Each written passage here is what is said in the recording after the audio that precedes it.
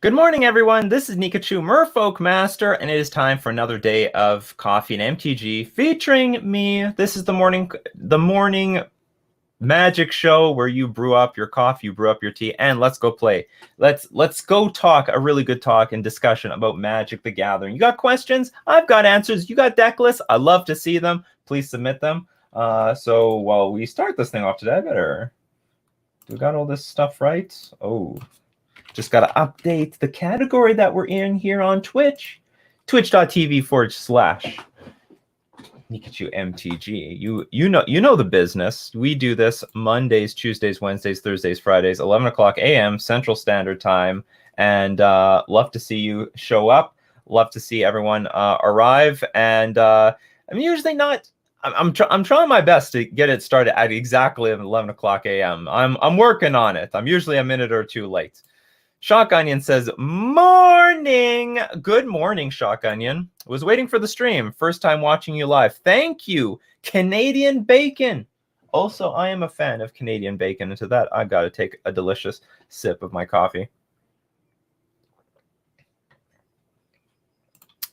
Well, hello there, Angkorian Hero. Good morning to everybody. Good morning. And you know what? We're all quarantined. Let's stick together. Let's stay together. And let's have some great conversations about Magic the Gathering. We have great conversations every single day. So if you've got questions, if you want to come live, don't forget to check us out live here at twitch.com/Nikachu MTG. Oh, don't I have brand banners and stuff like that? What happened to this? I forgot to use this thing. All right, we got the coffee and MTG thing. It's back. How do you have a live show and not have branding? You know, I got my little logo down here. Hello, little logo. Thank you for being here. Oh, beautiful. You know, you're not official till you got a logo. I got a logo.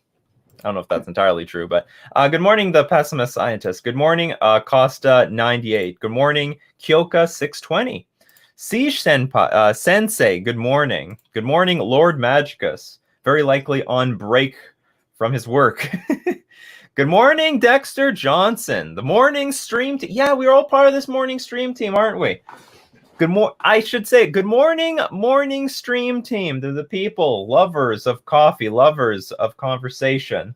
You know, that's the whole point of, like, I think the age of enlightenment that... you know, once coffee started replacing alcohol historically, you know, there was more I don't know if there was more conversations, but there were more intellectual conversations. Let's have some great conversations today. Good morning, Casual GC, to the Darth Turd. Good morning, Tuxdev. Cactus Sovishmok says, hello, have my latte coffee at 5 p.m. in Poland ready. Absolutely. And I drank many a frappe in Poland as well. I lived there for like 3 to 4 years. Wonderful place. Good morning. Good evening from Singapore. Good evening. We got everyone from all time zones. Yes, sir. It's noon, so it's lunchtime for me. Beautiful, beautiful Lord Magicus. It's official. We're streaming live. We're streaming at Magic the Gathering. We haven't been shut down yet by Twitch, even though this is like, I still think this is a magic show. This is not a just talk show. We're not just talking about anything. We're talking specifically about the magic. We have brought the gathering. Let's now talk the magic. So we got a question from Canadian Bacon. What card should I pick up if I want to start getting into modern Tron outside of Karn, Tron Lands, and Ugin?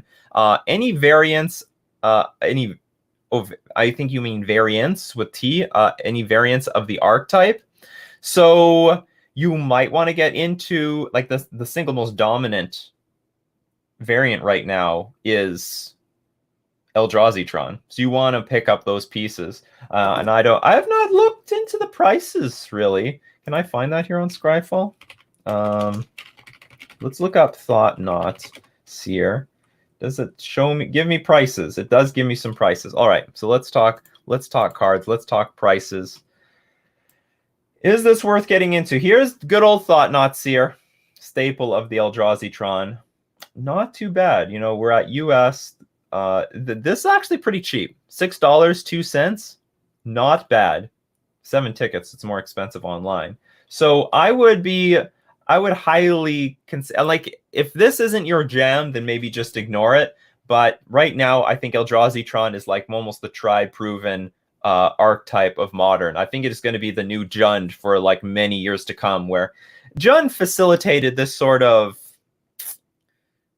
I would say it was like a semi-police of the format. You know, you could say Splinter Twin was the police, but you know, there was always Jund, this sort of archetype that ground down your resources and also in some ways laid down the law of the land. Thoughtseize is an excellent police of the format. And you could also say the same thing about Death Shadow, but I think Eldrazi is just doing it way better. This is the Thoughtseize. Thoughtseize is replaced by Thought Not Seer.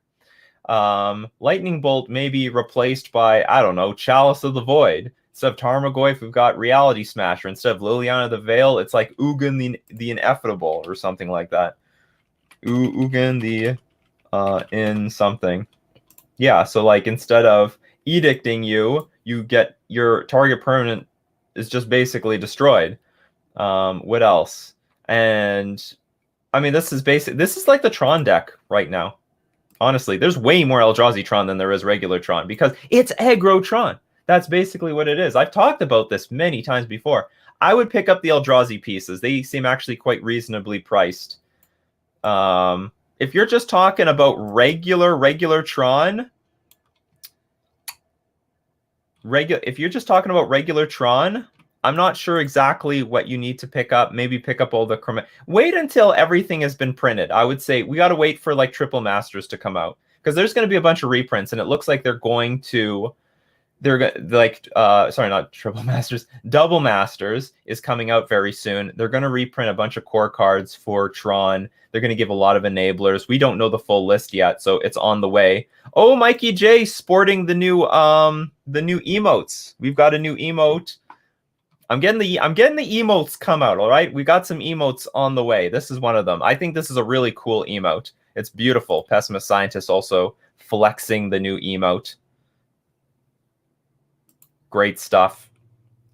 So, yeah, I think your best choice if you want to play regular Tron, wait. See what happens with Double Masters, because a price of a lot of these cards are going to collapse, because they're going to reprint probably not just the Tron lands. They might reprint like Expedition Map, Chromatic Sphere, Chromatic Star. We don't know. Got to wait until those things come out. So my best advice is wait, Canadian Bacon. Let's see. Darth Turd, I've been catching up on your older episodes. I'm so glad to catch you finally. Thank you. I've advertised enough that people are actually joining me now. Yes, please join me live. Be part of the conversation. You can watch the videos at home in the replay. That's fine. Don't you want to be part of it? Come on down. Watch us live, 11 o'clock a.m. Central Standard Time. And that's at least how it's going to be for this month. It might change. It might be earlier for next month. It might be. I'm just going to see what happens. Not going to lie, with Historic getting 800 cards this summer, I think I may get 300 USD in gems. Yeah, I mean, Historic's pretty awesome format. Hopefully, all the new cards aren't going to destroy it. So far, they've been pretty good about balancing the format and also addressing problems. Like, they sort of screwed up with Winota for a second, but they made the correction pretty quickly. I understand it was a bit unfair to people. They should have banned Winota immediately before they encouraged people to buy into the deck. But for the most part, they're policing Historic pretty well, and there's a pretty strong diversity in decks. Good morning. Hot enough for iced coffee today? Close, but not quite. Not quite. Still had some delicious hot coffee, Quantum Bird. I've had some very interesting, engaging conversations on alcohol. That's what a lot of people thought themselves for like 1,000 years, but then they switched to coffee and they realized, hey, these conversations let's just say they've improved society ever since then. The Age of Enlightenment. Hello, we know. Yeah, new emote, Nikachu or Nikach Thug Life. I don't know why Twitch won't give me Nikachu. Maybe when I'm partner, I can steal the Nikachu name. It will be mine, and we're going to kick out anyone else who uses Nikachu. It's going to be ours. Good morning, Neutral Good.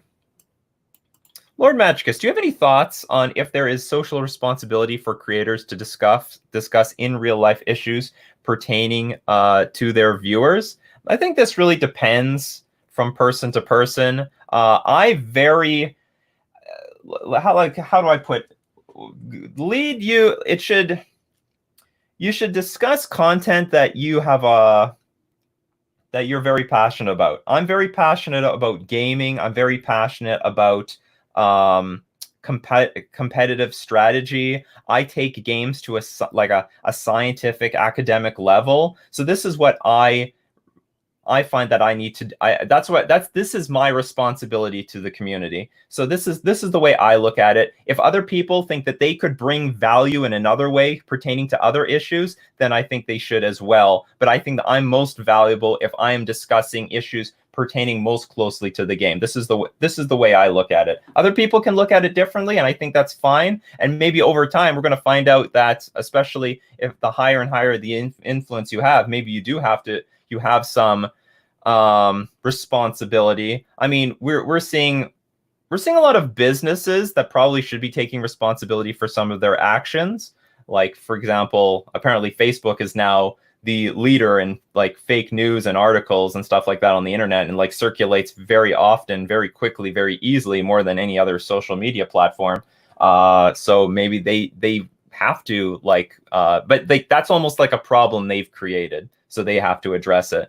But if you're talking about like creators talking about in real life issues pertaining to their viewers, if you have something valuable to add to the discussion, to the community, I think then you could. And if you're passionate about sharing it, then you should. But what I would say, no one is forced to do anything. That's just how I would put it. Good morning, Mikey J. Thought not seer is thought sees seer. Basically, this is what it is. Boom. The thought sees seer. It works the same, if not better in some cases, because you exile the card. And yeah, they get to draw a random card. Who cares? If there is a deck that depends on like 4 to 8 cards in the deck and the rest of it is all fluff, this effect actually matters by a very large margin.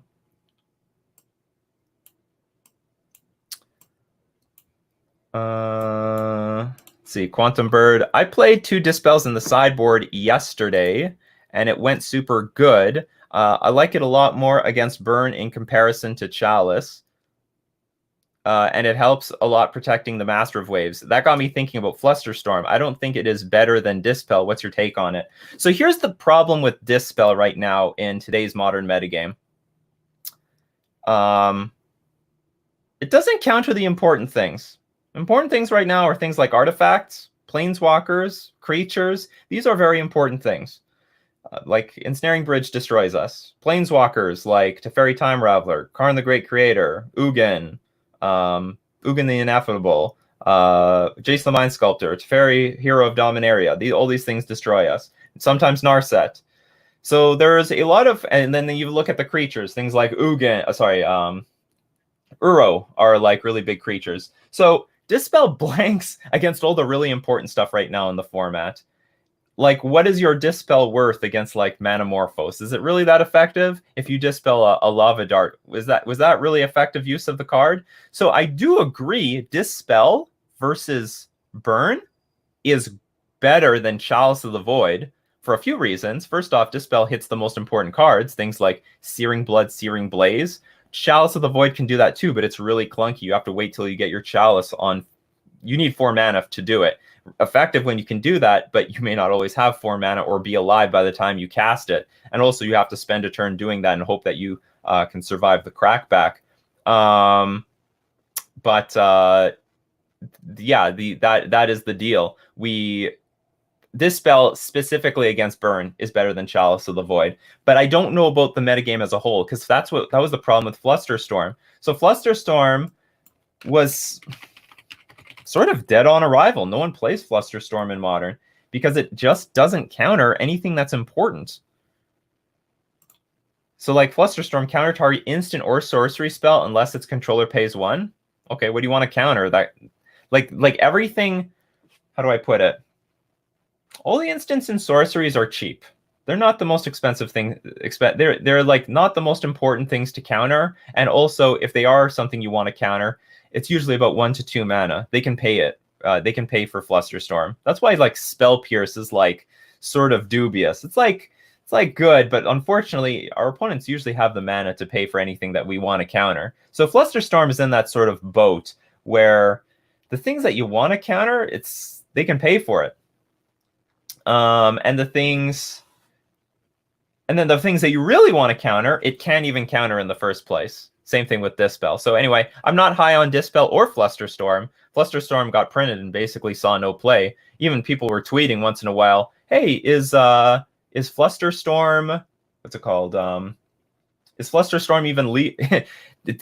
They're reminding the world Flusterstorm is legal. You know, basically, you know, it's hard to remember that Flusterstorm just was printed. So anyway, Flusterstorm, yes, we've got Flusterstorm, but is basically doesn't see any play. Does not see any play. Good morning, Betamax.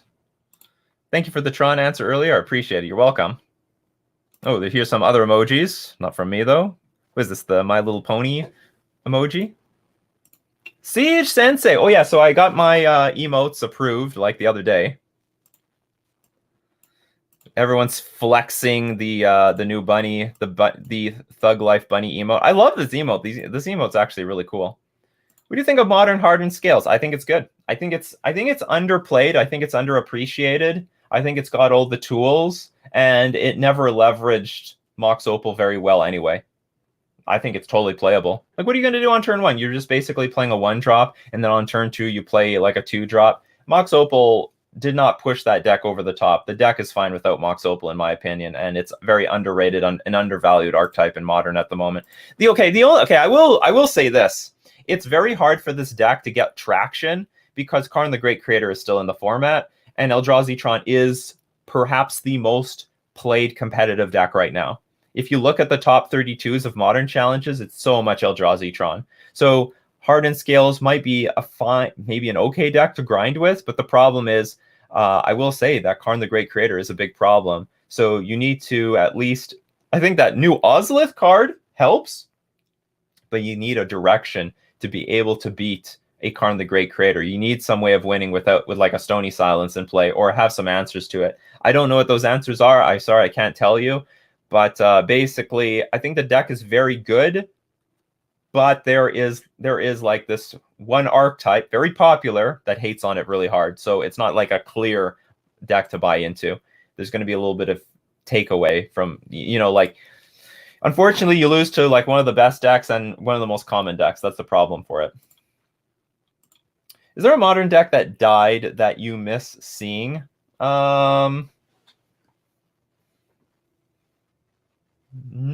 really. Oh, wait a minute. Trying to think of some deck with islands in it. I would say that a lot of decks that I thought died have already come back. We more or less have everything. In some ways, I miss Twin. They were very tense games. Very tense, very strategic. Sometimes you were helpless in some matches, but for the most part, against your average opponent, they were very tense strategic games and very interesting.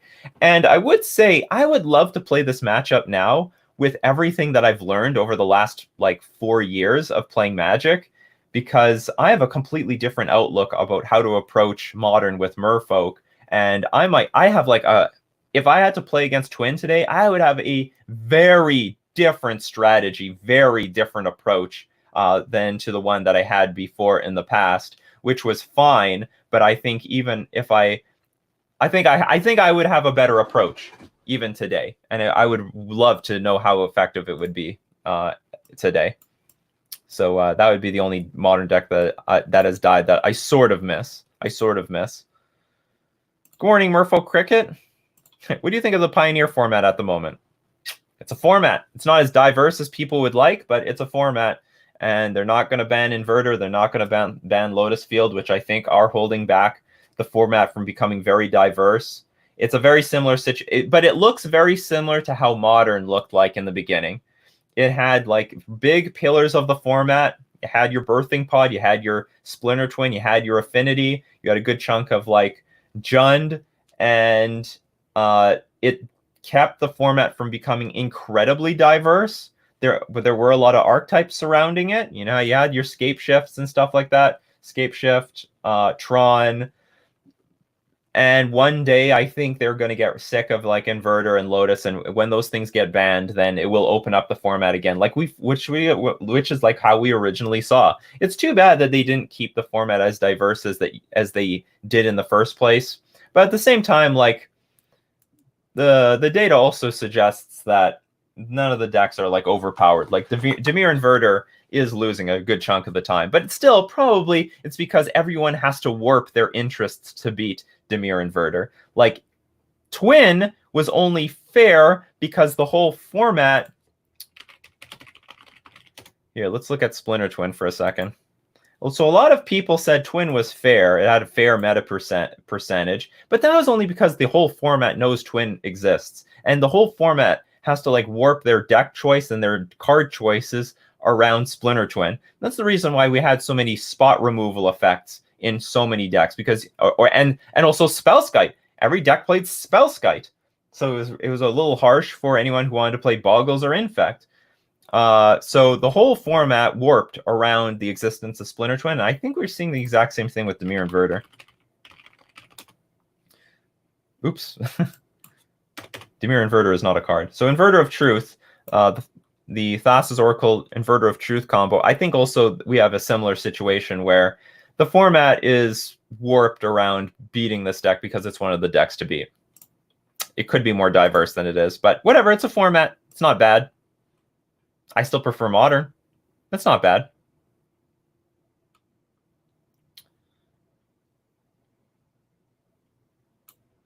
Can you think of 5 cards from Legacy that would be good to reprint into Modern via Modern Horizons?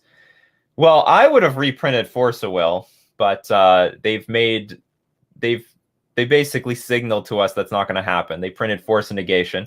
But okay, so definitely 100% Counterspell. What else could we take from Legacy? I don't play the format like super often, so I can't think of all the cards that we could grab from there.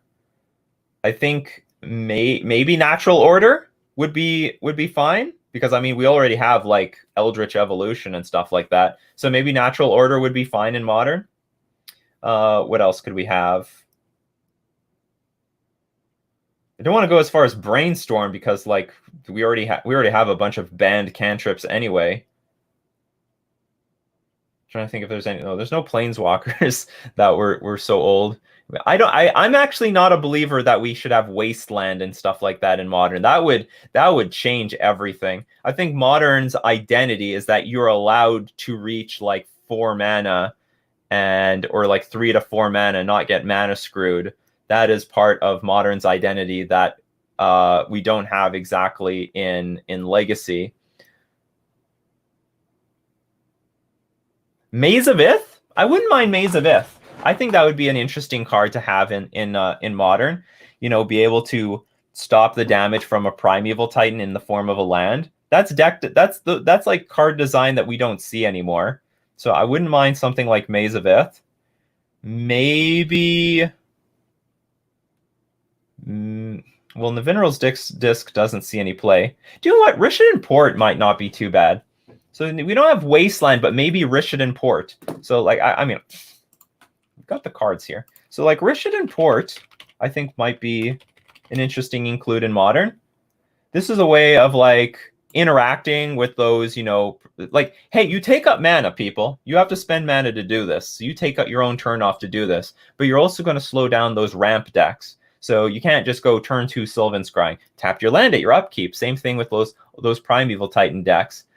So you can tap your opponent's lands. And then that would also interact with Maze of Ith. So if people don't know what Maze of Ith is... Oops. It's like just a land that says untap target attacking creature, prevent all combat damage that would be dealt to and dealt by that creature this turn. But it's not legendary, is it? Well, whatever. That's my rule. And it would still Blood Moon would still interact against this and other stuff. And we still have things like Field of Ruin to deal with it. So I think that's... So I can't think of... So did I give you 4? I got to give you 5? Or maybe I gave you 3. I can't remember. What's one more card that I could... Whoops. What's one more card that I could give you? from Legacy. Oh, I want Hydroblast. Give me Hydroblast, people. I want blue to be able to just destroy red creatures. Destroy red permanents. This is annoying. Bring on Hydroblast and Pyroblast. I don't mind. I think these are fine. In my opinion. A lot of people are going to call me crazy. I think Hydroblast and Pyroblast are fine. Bring us the tools. If anything, I think the red mages will be very happy to have like a little bit more to attack the blue decks. That's my answer. Hydroblast and Pyroblast. If I had more time to think about it, maybe I could give better answers. So Counterspell, Maze of Ith, Pyroblast, Hydroblast, and Rishadan Port. Good morning, Jim A. Have you ever experimented with Icy Blast in Modern Merfolk? No, I have not, because I think it's too situational. It's too narrow of an effect. So what Icy Blast is tap X creatures, and if I control a creature with power 4 or greater, they don't untap during their controller's untap steps. I think I would just rather have Spreading Seas and use Island Walk. This is just not an effective card, and it's not a creature either. And you know what? Ferocious is very hard to pull off. So there's just very few decks that would appreciate something like this. I would much rather, if I had to, I would just play Tempest Caller. For 4 mana, which, like, if you're paying X, let's talk about this right now. If you're paying X, let's say X is a reasonable number, like 3. So you want to tap down 3 creatures. Okay, so that costs 4 mana total. Whoops. Let's just pay the 4 mana and have a creature in play. And tap everything down. Everything, not just 3 creatures, all the creatures, and you got a body.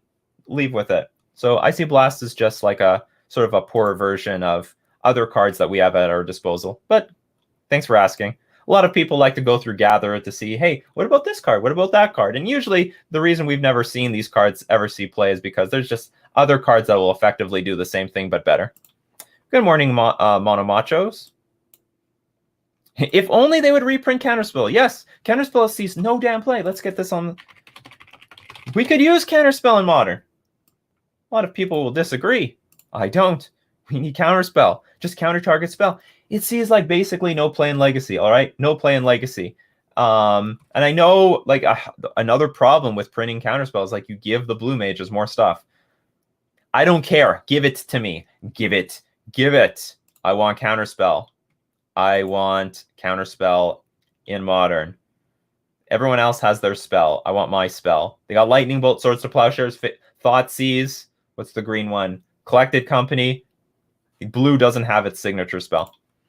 I'm newer to Magic and loving Merfolk. However, I'm only really playing Historic and Arena at the moment. Do you stream Historic regularly or mostly Modern? I actually do a little bit of combination of the both. I think Tor the Blessed, I don't think I like how erratic my schedule is, because what I do is like I'll play like a Modern league, and if there's time left over, I play Historic. So what I think I might do in the future is I'll declare like these 2 weeks we're playing only Modern. Every day is going to be Modern, and then the next 2 weeks we're only playing Historic, so that I can build experience in each of the formats, and also you have some expectation of what I'm going to play like the entire day. And then, you know, there will be like one stream where maybe I don't have time for a full league, but I'll at least play 2 matches and then pick it up from where I left off in the next one, and I can play different variants. So that might be the future to what I do. But I do play Historic. I do. Thank you for asking. I gotta be focused. Focused is the key in everything. You have to be focused. And I'm not focused. Darth Turd, picked this up about a month ago. It is my first Modern list, and I would like some input. I am thinking about inserting Brazen Borrowers and replacing Venser with a better bomb. I was thinking something along the lines of Kefnet, Thassa, New Karn, Mu Yan Ling, or Cassima in the place of Venser. What are your thoughts in general on this list, and what would you replace Venser with? Okay, let's go check out your list. Thanks for sharing. Where is all? Oops. Hold on. My stream manager is a little screwed up here.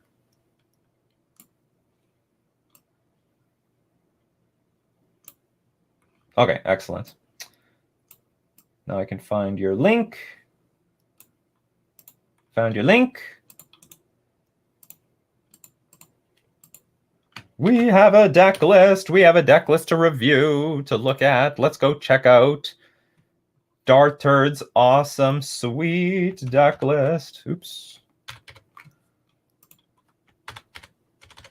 Oops, this is not working very well on this site. All right.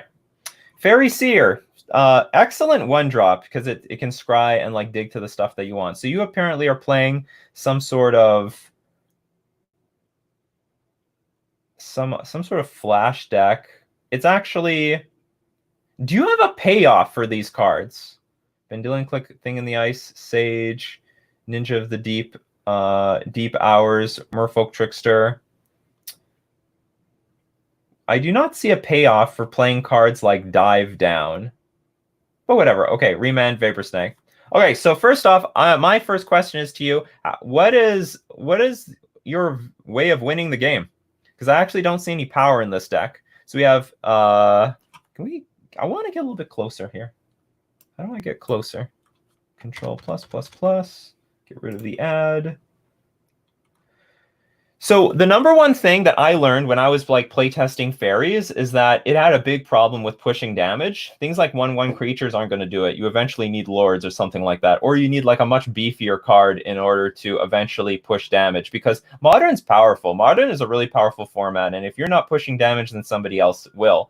And something like Merfolk, we've got a strong density of lords, you know, we're playing anywhere between 8 to 12 lords to buff up everything else on the board. And in addition to that, we also play things like Master of Waves, which can put like 10 power on the board, or even one Spreading Seas, one Silvergill Adept on the board. With the Master of Waves, will put 8 power on the board because you get 3 waves with the Master of Waves. So what is pushing damage in this deck? That's very important. Merfolk Trickster doesn't have evasion. I will tell you that right now. So this is going to be very difficult to push damage. Usually Trickster is fine for tapping something down to make way for your other more bigger creatures coming through. Ninja of the Deep Hour is fine if you've got your attack in with the Fairy Seer, and it will replace itself, but still not a very powerful creature. Sage of Epitir enters the battlefield. I know you can like sift through your deck. Okay, Thing in the Ice. We've got our powerful card. And I guess you bounce everything else. So this is your one payoff.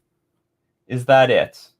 You do have quite a few ways of digging for it. So Thing in the Ice is one of your payoff cards. Vendilion Click, I would not count it as, and Venser Shaper Savant. You are curious about replacing with something like Kefnet. Kefnet is possible. I don't think Venser is that bad, though, unless you're playtesting and it's really bad. Archmage's Charm, Dive Down. I will say this, Dive Down is like a pretty crappy card. It is not really a modern playable card.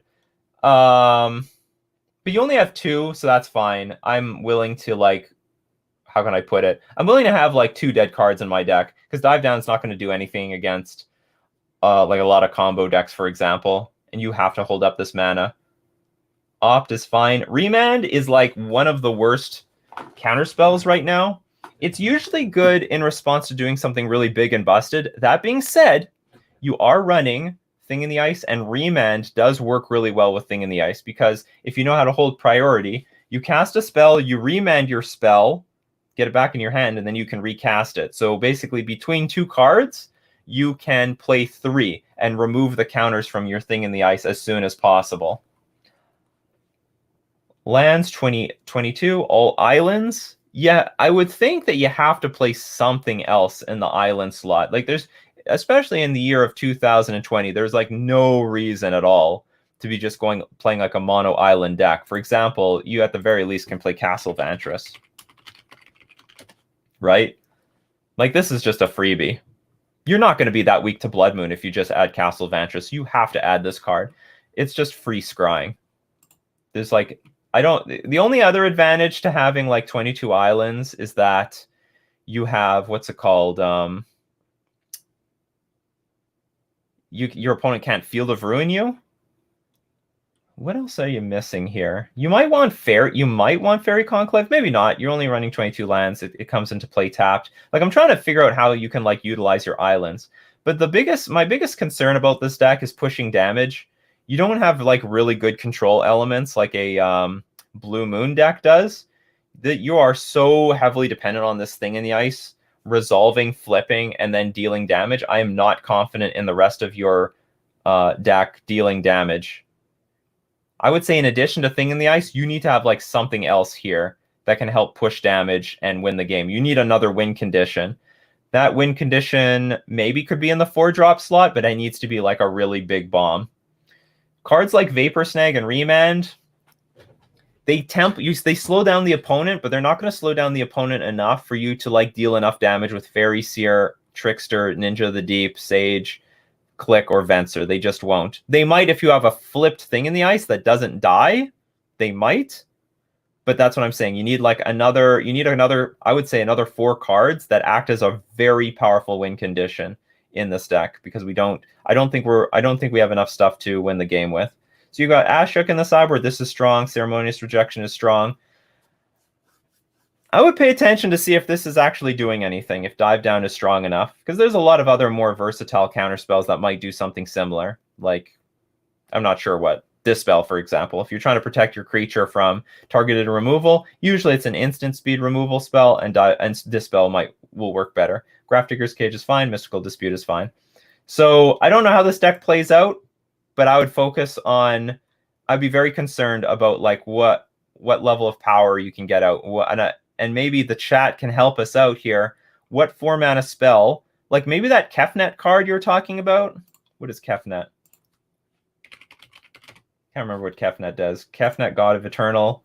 Like this is not bad. Flying 4/5 creature, and it basically is like if it dies, you put it or is put into exile from the battlefield, you can put it into its owner's library 3rd from the top, so it's not very far from coming back down. Maybe this could be another win condition, but I would say even a 4/5 flying creature for 4 mana is pretty slow in Modern these days. Or unless you're talking about Kefnet the Mindful, because this is a different deal. It's indestructible, can't attack or block unless you have 7 or more cards in hand.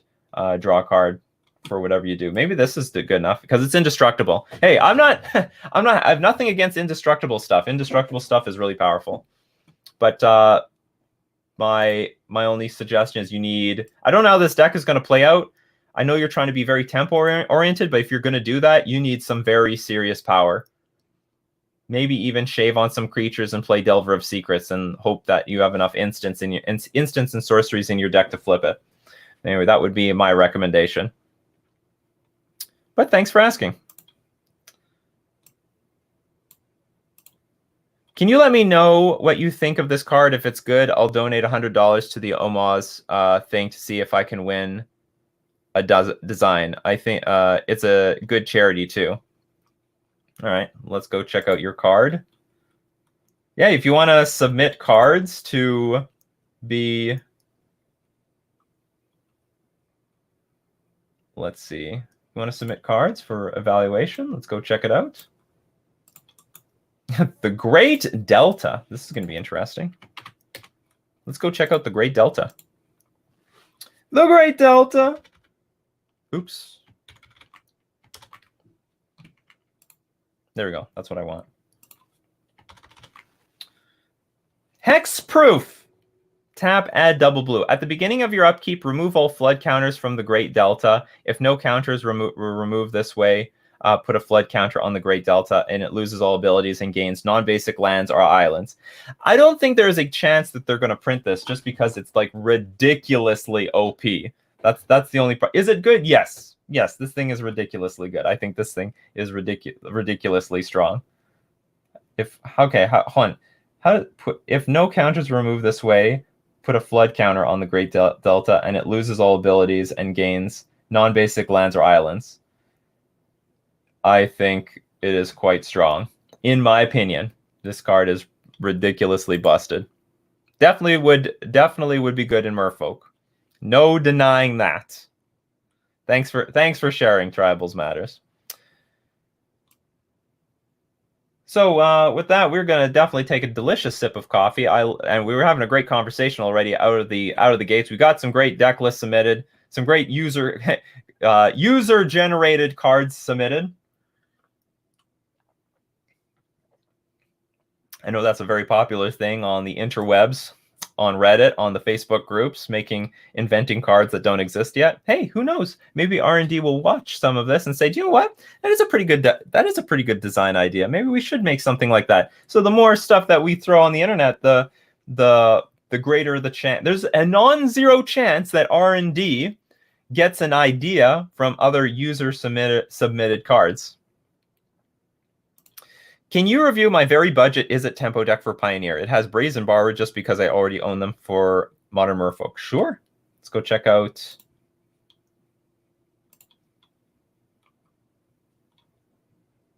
Let's go check out your Pioneer list.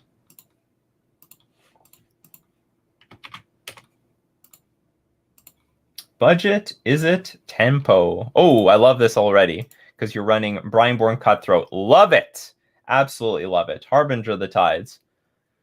Love it less, but still love it. I would definitely have more Tricksters than Harbinger of the Tides. I'm not sure what you're trying to bounce in this format. I mean, you don't want to bounce Dimir. I don't think you want to bounce Inverter of Truth. And there's also nothing really to bounce in... well, I'll tell you this much. Merfolk Trickster is way ahead better than Harbinger of the Tides. So I would definitely have this over Harbinger of the Tides. Not to mention, like, this is clunkier. It's hard to play at flash speed. So I would definitely have a fourth Trickster. Bone Crusher Giant, sweet card. Very, very strong. Also, you know, good removal, good body for 3 mana. And Brazen Borrower, also really good body. Murmuring Mystic. So for 4 mana, if you cast an instant or sorcery spell, create a 1/1 blue bird illusion creature token with flying. Okay, so I have a question. What is so much better about this over Young Pyromancer? I understand that the toughness is way higher. So maybe that matters. I don't know if that matters, but it's really slow. It's really clunky. You're going to spend until turn 4 to cast this, nothing else. And then on turn 5, 6, and 7 is when you're like going to start throwing all these cards out. But here's the problem. The way games play out is that you need to blow your Is It charms earlier on in the game when your opponent is casting spells against you and, you know, trying to combo off. You need to cast these things on turn 3. So what I think it's a better risk I think it's better off that you play Young Pyromancer than this card. I think it would be a superior card in this list, especially given all the spells that you're running. You're running a lot of spells, and Young Pyromancer is legal in Pioneer. So this is just a lot slower, unless you have some sort of synergy that I don't know about. But 4 mana is a lot of mana. We don't exactly have Wizard's Retort or anything in the sideboard. So first thing I would say, let's go maximum Merfolk Tricksters. Let's go Young Pyromancer. That would be a better use. I know that the birds have better evasion, but this is where you're tempoing them out. You Is It Charm, you get the token, you attack. Or you even Bone Crusher Giant, the blocker, you get the token, you attack. So definitely I would replace this with Young Pyromancer. I don't think Young Pyromancer is that expensive either. Let's go. Young Pyromancer is totally affordable. Young Pyromancer. I don't know. Maybe it's $3. I would definitely, the way your deck is constructed, look, it's not even that much. Look, it's coming out in Jumpstart too. We're going to have Young Pyromancer. Get your Young Pyromancers. I would definitely play it over Murmuring Mystic. Because while you're playing your Is It charms and dissolves, before you even get to... Oh, by the way, you only have 22 mana in your deck, so you're not even playing this on turn 4 with 22 lands. With 22 lands, you're going to get to your third blue source. You're going to get to your third mana source, but you're not on turn 4 going to get to your 4th mana source. You need somewhere between like 24, 25 lands in order to guarantee that. So you are not even casting this on curve. It's going to be stuck in your hand. So I would say with 22 lands, which is fine. I think the deck as constructed is fine. Play Young Pyromancer. It's going to be better for your game plan, and also it's going to be castable, and you play your Young Pyromancer on turn 2, then start countering things or dissolving things or flame sweep. And this can be your top end. I don't have a problem with that. This should be your 4 mana spell. These are competing big time with each other. And I think I think the deck will work just as well. And your Fiery Impulse, so you can also do that as well. But it's better get the Young Pyromancer out on turn 2. So your islands look fine. Your mana base looks fine. I have nothing against this. Abrade is a great sideboard card. Ether Gust is a great sideboard card. You don't have Damping Sphere, but I understand your deck may not want Damping Sphere. Mystical Dispute, Sinister Sabotage. What? How can we beat that Lotus Breach deck? We don't have any graveyard hate. You might want some graveyard hate, and maybe okay. I would have to poll the audience. Could we play Damping Sphere in this deck against, like, just play some creatures at end of turn and hold up interaction? I know this deck looks like you want to rattle off a bunch of spells at once. Could we play Damping Sphere in this sort of build just to hurt the Lotus Breach deck? Because, like, that's one of the most popular decks, and you should have some answer to it. And I don't know if counterspells are enough. I know you have a lot of counterspells. Maybe the counterspells are fine. Maybe it's enough. But you have no graveyard hate either, which I think... Well, it's hard to tell if the graveyard hate is effective. I would love to know what everyone's thoughts are against Lotus Breach, if anyone has any. So you want to play a sweeper? What is your sweeper, though? Flame Sweep? Deals 2 damage to each creature except for creatures you control with flying. But this is one card. What else do you have? Fiery Impulse to target creature. Spell Mastery. If there are 2 or more instant or sorcery cards in your graveyard, deals 3 damage to that creature instead. Oh, Flame Sweep. Flame Sweep deals 2 damage to each creature except for creatures you control with flying. Screw this card. Like, what decks do you want to, like, sweep against? How about this? I mean, because you already have, like, a bunch of these sort of cards anyway, right? How about this? Put these in the sideboard and side them in and side out the Young Pyromancer. How about that? I think that would be a fine strategy if you really want to play with these cards. Because this is just way worse than Young Pyromancer by a huge margin. You don't have the mana base for it either. Put this in the sideboard, find room, and when you want to bring these things in, take out your Young Pyromancer if you have to. With deals T except for creatures you control with flying. This doesn't have flying, but it probably can dodge the damage. Does not have flying, does not have flying, can dodge the damage, will dodge the damage. So it's like, maybe this isn't the card for your deck anyway, because it's still going to, like, do splash damage against you anyway. I would take a good hard look at this card if it actually works against the right archetypes you want to, because it's only 2 damage. Anyway, I'm not exactly sure what archetypes you want this in against. But definitely, I think Young Pyromancer would work better. But if you really want to play with this card, put it in the sideboard, and then when you side it in, you take out the Young Pyromancers. That would be my suggestion. Because I think that was what you were asking here. Anyway, that's my opinion. Anyway, thanks for submitting the deck.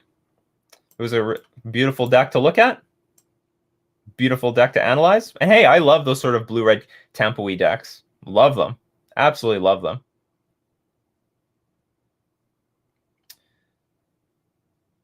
So let's see. Remember, if you have any questions, 3 question marks before, 3 question marks after the question. Oh my God, we're almost done the day.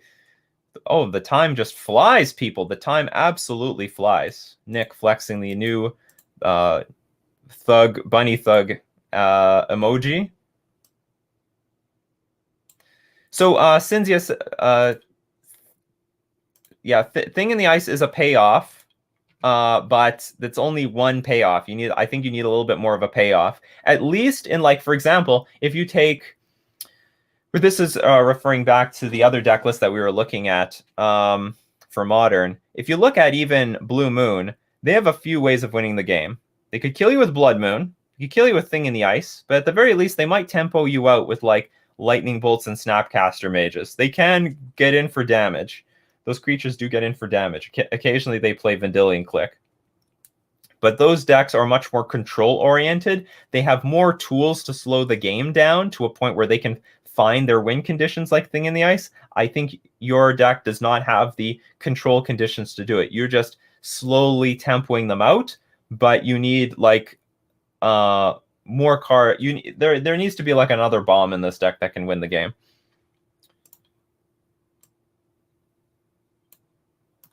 How did this happen? What, the emoji is already being modified? Modified emote? Interesting. Hey, be as creative as you want. Yes, user submitted decks. People can submit decks. Everything is going well. Thank you very much, Branch Walker.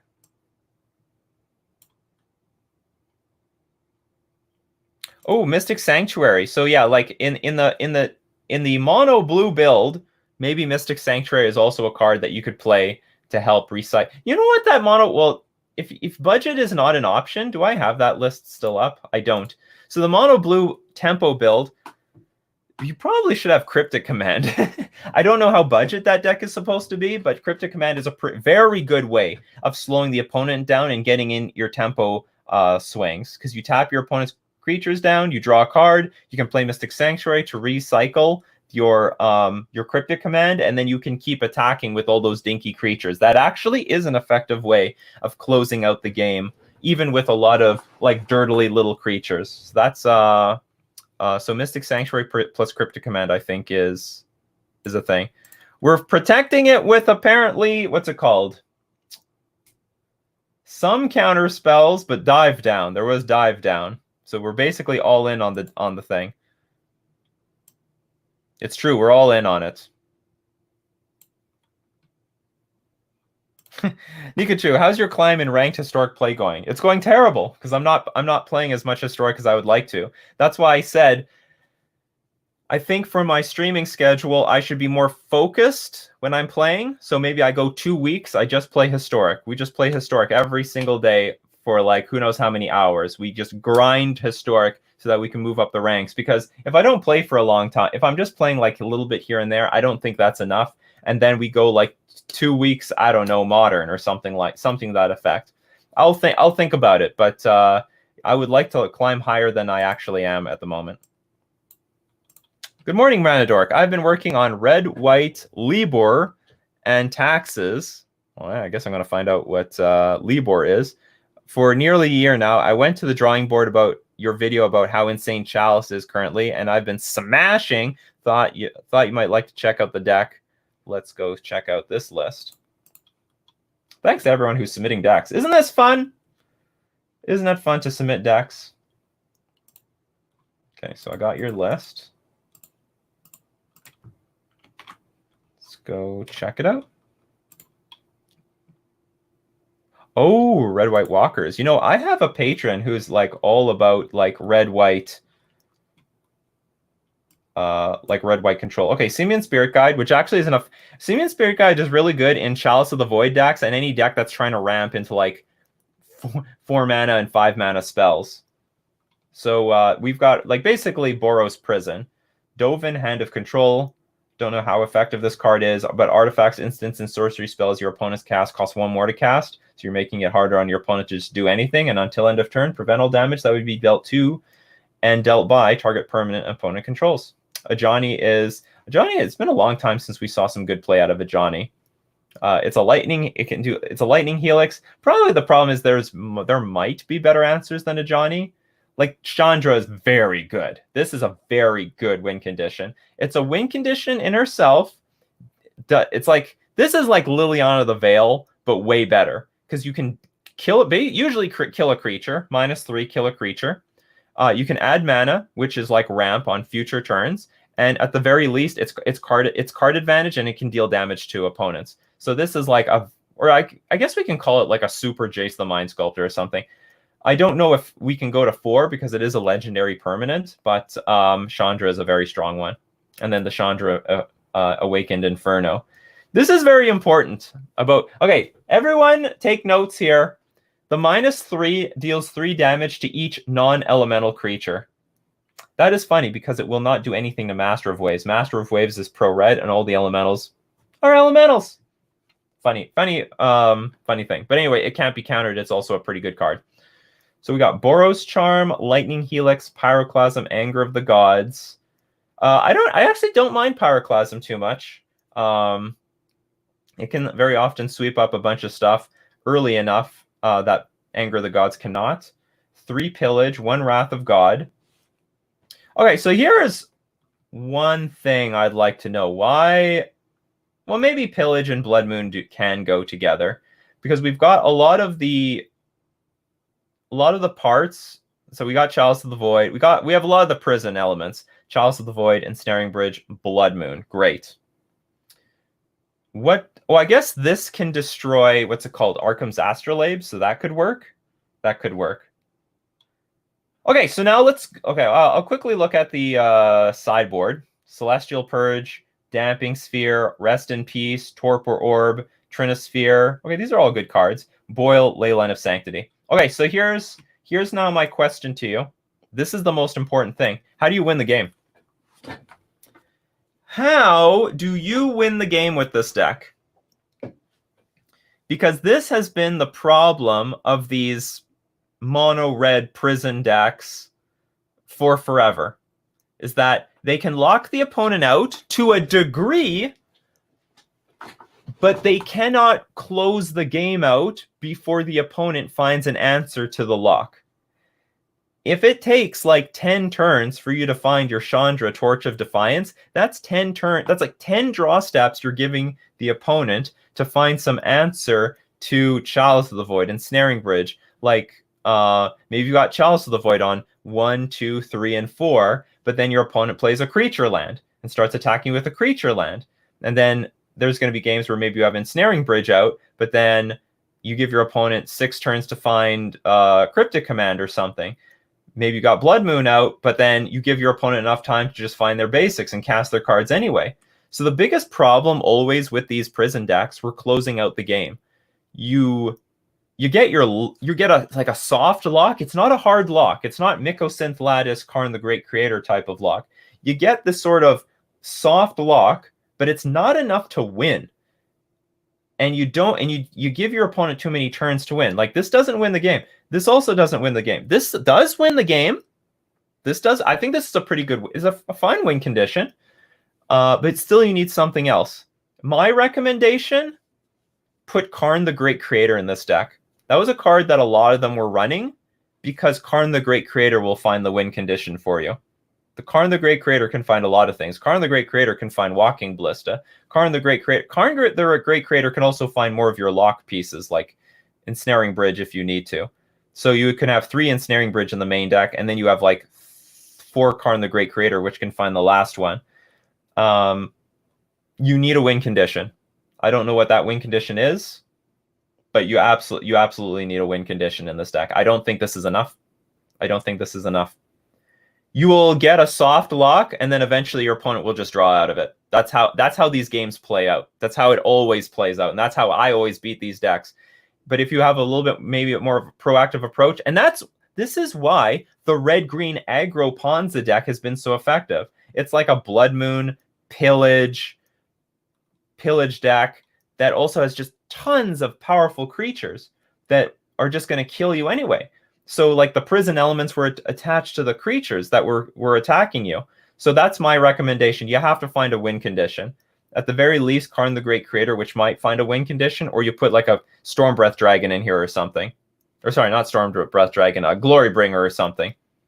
That would be my recommendation. There has to be some good way to quickly close out the game if you're taking this prison approach, because you literally don't have all day. There are a lot of answers in Modern to a lot of this stuff.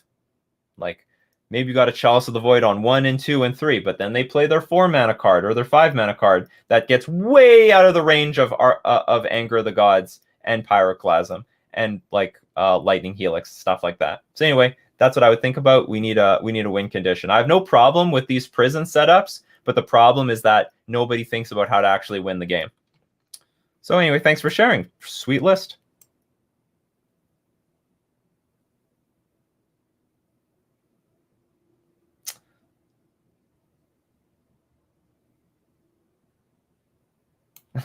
Mono Machos, are you playing the pre-release tomorrow? No, I am not. I don't play pre-releases. I just play big competitive events. I have been smashed by so many ponies and pre-releases, and frankly, I don't even care about playing with like 95% of the cards. As like a non-rotating format player, I just want to play with like the 1 or 2 new cards that they came out with. So I'm not like big into that sort of pre-release stuff. I used to, but then after enough times of like losing in limited, I'm like, okay, that's it. You know, I don't really have the heart for this stuff, so I just don't do it. If you love pre-releases, great. Play with the new cards. But frankly, I only like to play with the new good cards in my deck. I have a Dimir Flash Rogues for Standard that I think can be expanded to Pioneer easily. Can you take a look? Yes, of course. We seem to have hit something. People love submitting the deck lists, and why not? Deck lists are awesome. People also love to use all sorts of different websites. All right, so So check out Branchwalker's deck list. Thieves, Guild Enforcer, 1/1 flash. This is the new card coming out in Core Set 2021. Whenever it comes into play or another rogue enters the battlefield under your control, each opponent mills 2 cards. As long as an opponent has 8 or more cards in their graveyard, Thieves Guild Enforcer gets +2/+1 and has Death Touch. So I'm gonna wait and see how good this card is. There is definitely down, like if we look at Modern, there is a big downside into filling your opponent's graveyard, because usually it will help give your opponent resources that you don't really want to give them. Like you're going to help enable things like Uro and stuff like that. So I love the effect. Hey, a 3/2 creature for 1 mana with flash that has Death Touch. That's super powerful. But is it going to outweigh like growing your opponent's graveyard? Anyway, just something to think about. Let's just assume for the time being that this is going to be good. So Cunning Nightbonder is a beautiful card. Spells with flash cannot be countered, and you reduce their cost by 1. Fairy Vandal, flash flying whenever you draw your second card each turn, put a +1/+1 counter on Fairy Vandal. I don't know if I'm as high on this card, but I'm assuming that there may not be as many playables in Standard. So Brazen Borrower, great card. Sea Dasher Octopus, also great card. Deal combat damage, draw a card, and you have a decent chunk of evasion. This thing has flying. Doesn't have flying, but this has flash. It's gonna have Death Touch. And Slitherwisp. This thing is busted. If anyone saw the Pioneer flash video that I made, this thing is busted. You just play flash cards, you're dealing damage to your opponent, and you're drawing cards. This thing is super busted. One day, this is going to be like Modern playable. One day, when we get enough flash creatures, and maybe we're on the way. Maybe it's good right now. I don't know. This card is ridiculous. This card is really, really ridiculous. And only $1.52. People don't see the potential yet. Omen of the Sea is fine. Not a permanent on the battlefield, but whatever. Flash and smooths out your draws are good. I might want more Drown in the Loch, especially since you have Thieves of the Guild Enforcer. I think this is just a really good versatile card. I mean, it's a counter spell. It might be more, I don't know if it's more important than Omen of the Sea, but I think I might want one more Drown in the Loch. Heartless Act is good. Destroy target creature with no counters on it. And Neutralize. I'm going to assume this is fine. Like, aren't there better counter spells? Whatever, you can cycle it, so that's good. So, at 21 lands, do we have enough lands to cast this thing? We need about 18. 4, 8, 14, 14, 15. I feel like we're pretty low on black sources, but we do have Omen of the Sea. How many other ways do we have to manipulate our deck? Whatever. I'm going to assume like this is the best we can do, because these are like the best blue-black sources available right now in the format. Deck is sweet. I think the deck is really cool. I can't say that I'm like... Okay, I would say... Okay, how about this? I think you should have another one of these Drown in the Locks, because we really need to counter... Well, we need to counter, like, what is the Reclamation, Wilderness Reclamation. Counter target spell with convert mana costs less than or equal to the number of cards in controller's graveyard. But the problem is filling up their graveyard. But at least we got that with Thieves Guild Enforcer. Maybe we need more just hard counter spells somehow. I don't know what we do, but we need more hard counter spells, because the deck to beat is the Wilderness Reclamation deck. And we've got a pretty good build for it. Hey, flash speed cards with interaction is great. And hey, make no mistake, Brazen Borrower is a good card, I think, against the Wilderness Reclamation deck, because they tap out to play Wilderness Reclamation, you bounce it before the trigger happens, and then you take another turn and you attack them again. I think this is a pretty good build for that. I hope this card is like one of the best cards you can play, because this is a bit underpowered in my opinion. But it has flash. Has flash. Thank you for sharing the deck. I think it's a pretty cool deck, and probably definitely can be adapted to Pioneer. There's probably a lot of room to play some really cool stuff in Pioneer. Okay, let's see if we can fit in one more deck list or question or something. Really cool stuff. Really cool list being submitted today. Spread the word. We review deck lists.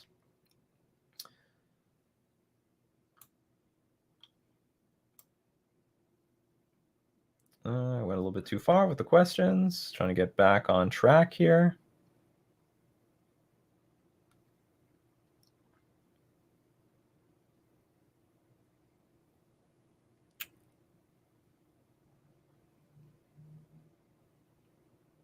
Where am I? Sorry, everyone. Just trying to look for the... okay, I found something. I'm building a Tron deck for my modern battle box. Do you think Eldrazi Tron is better than Green Tron? Yes. Eldrazi Tron is simply Tron aggro. That's all it is. It's Tron aggro. It's got a lot of the elements that make Tron really good, but it's a much more aggressive deck. It can close out games better. And, like, in essence, it can interact with creatures by just putting up blockers. Betamax, dear R&D, if you're watching, please consider the following. Lapsing Stone Artifact, CMC1 effect. As Lapsing Stone enters the battlefield, name a card not in your deck. Triggered abilities of the name card do not trigger. Nikachu, what do you think? Name a card not in your deck? That's a very weird effect. I don't know if they would design something like this, because what are you going to do? Like, prove to your opponent later that you didn't have the card? So I think there's some design problems. I think the best is you just name a card, period. Triggered abilities of the name card do not trigger. So I think that would be fine. It has to be symmetrical. How about this? People really hate the non-symmetrical effects, as we saw with the Planeswalkers. So whatever it is, I don't mind the concept that the named card can't trigger, like if it enters the battlefield or dies. So like having something that names Primeval Titan, whether it's in your deck or not, is fine. It's just very weird wording to say, as Lapsing Stone enters the battlefield, name a card not in your deck. That would not... I don't think that would go fine with R&D. They try to make cards as simple and straightforward as possible. But thanks for the suggestion. Maybe and at least I think there is some room to make a card that when you name the card, it can't trigger. Because we have like Pithing Needle. Activated abilities cannot be activated. So why can't we have like a Pithing Needle for triggered abilities? Make Primeval Titans just 6/6 for 6 mana. Ajani is perfect tempo, lockdown lands, and if you ultimate blow up their lands. Liber means lands in battlefield overrated. Oh, I see. But here's the thing. Like, you can still lose even after you blow up all their lands. I've seen this happen on camera because you don't actually win the game. So your opponent can start like sandbagging lands in their hand when they see the writings on the wall. Ajani's going to ultimate. Then you ultimate, and then they just start playing lands again. Or like they have Ether Vial in play, or like something. I don't know what it is, but they have something going on, and playing Armageddon doesn't win the game. Like here's an excellent example.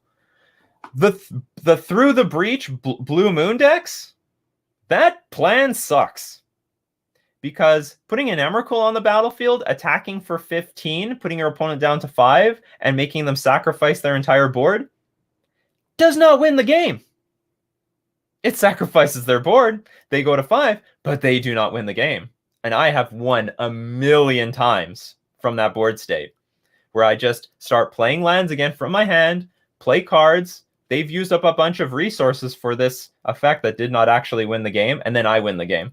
So it's very important that, doing these big things do not equal winning the game. They just mean doing big things. They are just more prison elements, but you need to win the game. You got to put their life total from 20 to 0. That is the most important thing with a prison deck. And that is why Eldrazi Tron ended up being like the best prison deck right now. It's a Chalice of the Void Ensnaring Bridge deck that attacks. In fact, sometimes they don't even need their prison elements because they have just so many big creatures. That's why it's literally an aggro prison deck. That's what Eldrazi Tron is. They've got like main deck Stony Silence with their Karn the Great Creator. They prevent you from attacking with Ensnaring Bridge, and they've got Chalice of the Void. It's aggro prison. Remember, you have to close out the game. You can't do flat, blowing up all their lands, sacrificing their entire board. That does not win the game. It just prolongs the game. And make no mistake, if you do not have a way of winning the game, then they will. Your opponent can rebuild the board over 8 turns. Draw 4 cards. Draw 4 lands, play them, and then start putting threats back on the battlefield. Blowing up the board is not equivalent to winning the game. Oh, Kiosk, you're late, but like whatever, you're here. It's all good. It's all good stuff. Okay, maybe like one more question.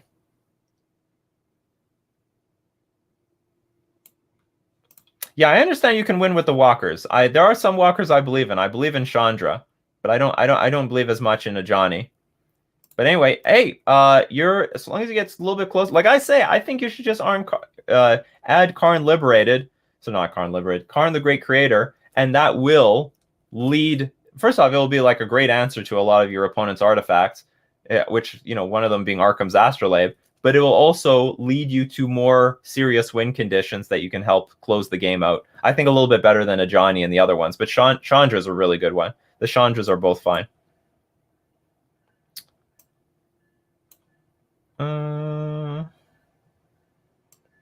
Let's see. I think I'll just have one more question. Would Icy Manipulator that cost 1 to cast be playable in Modern? I forget what Icy Manipulator actually does. So let's go check out Icy Manipulator. Oh yeah, 4 mana, tap target artifact, creature, or land. That is a good question. So for 1 mana, would this be playable? I'm going to leave that to the audience.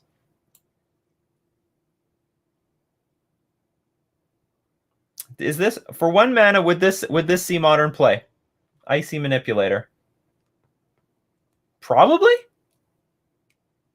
Like, why not? I think it would. Hot take. Merfolk is just mono blue Eldrazi-less Eldrazi-tron. That's a hot take.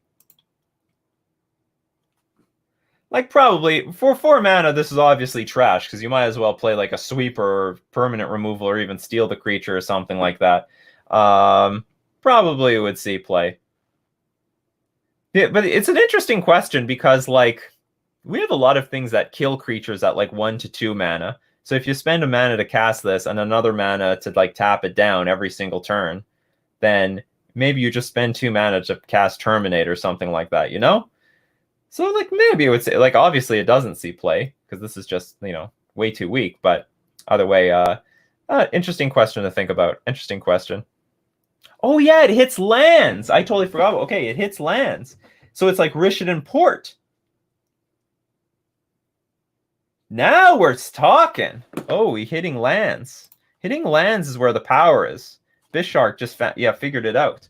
You know, I was just narrowly looking at the creature part. And the artifact part, whatever, is not that impressive. So we found the value of it. 1 mana version would be busted, because if one side gets this before the other side, they would just be up. Yeah, it might be banned. It might end up getting banned. So we've gone from, like, probablys to maybe this thing would be banned. Are there a lot of 1 mana tappers that don't see play? Which one taps lands at 1 mana? Which one is like a Rishadan Port? Because I think that's what it ends up turning into. It turns into Rishadan Port, which doesn't even see play. This card was pretty oppressive in Standard at the time. If you had this, you went like you basically slowed the turn down so that the game down so that your turn 3 play was like really, really good. It's like your turn 3 play was basically your turn 2 play. Yeah, not the land part. So anyway, I think the conclusion is this card would be busted. So I think this is where I go look for someone to raid, because we're going to close it up for today. Let's send you all, you know, we're like modern-ish players, modern, pioneerish players. Let's send you off to CWS MTG. I'm going to set up the raid. So, as usual, I would like to remind everybody that thank you very much for showing up today. We had a lot of fun. We did incredibly well. Thank you for all your questions and deck submissions and stuff like that. Don't forget, if you want to watch it live, come over at twitch.tv/NikachuMTG. We do this Monday to Friday, 11 o'clock a.m. Central Standard Time. So thank you very much for all your questions, your deck list submissions, the discussion. We have great discussions every single day. Thank you very much for joining me and making this show a daily part of your routine. And enjoy some Modern and Pioneer with Caleb Schur. Talk to you later. See you next time. Bye-bye.